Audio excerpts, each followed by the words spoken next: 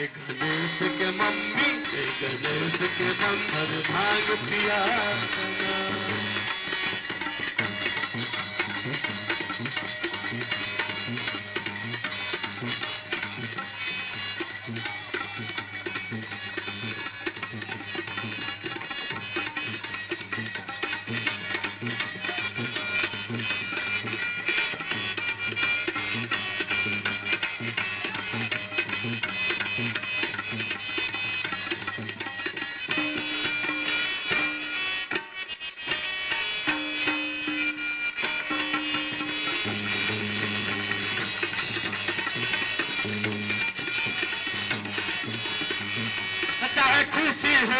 चाहे होई नाराज, भांग पी सब नाही राउर बाटे मन हो खराब।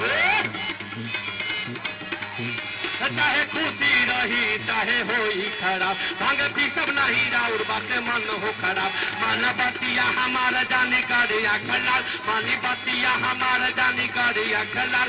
अब हमसे भंगिया पिसाई न गणेश के मम्मी, एक गणेश के मम्मी, बस पाभर भांग पिया देना।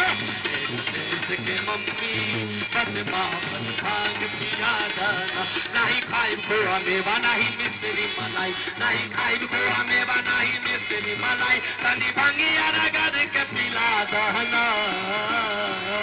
गणेश के मम्मी, बस पाभर भांग पिया देना। गणेश के मम्मी, बस पाभर भांग पिया देना।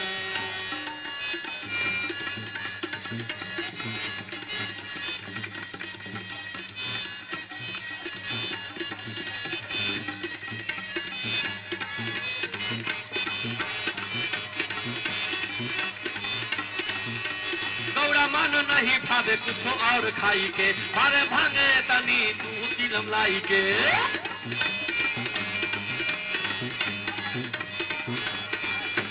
गौरा मन नहीं भावे कुछ और खाई के, हर गाजा हो भांग तनी चिलम लाई के। मन बतिया हमारा जानी कर परेशान, मन बतिया हमारा जानी कर परेशान। अब भंगिया तू घसी घसी लावन।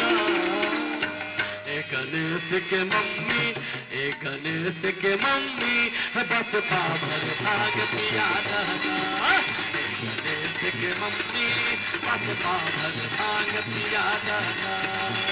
गणेश के मम्मी, बस पाभर भांग पिया देना।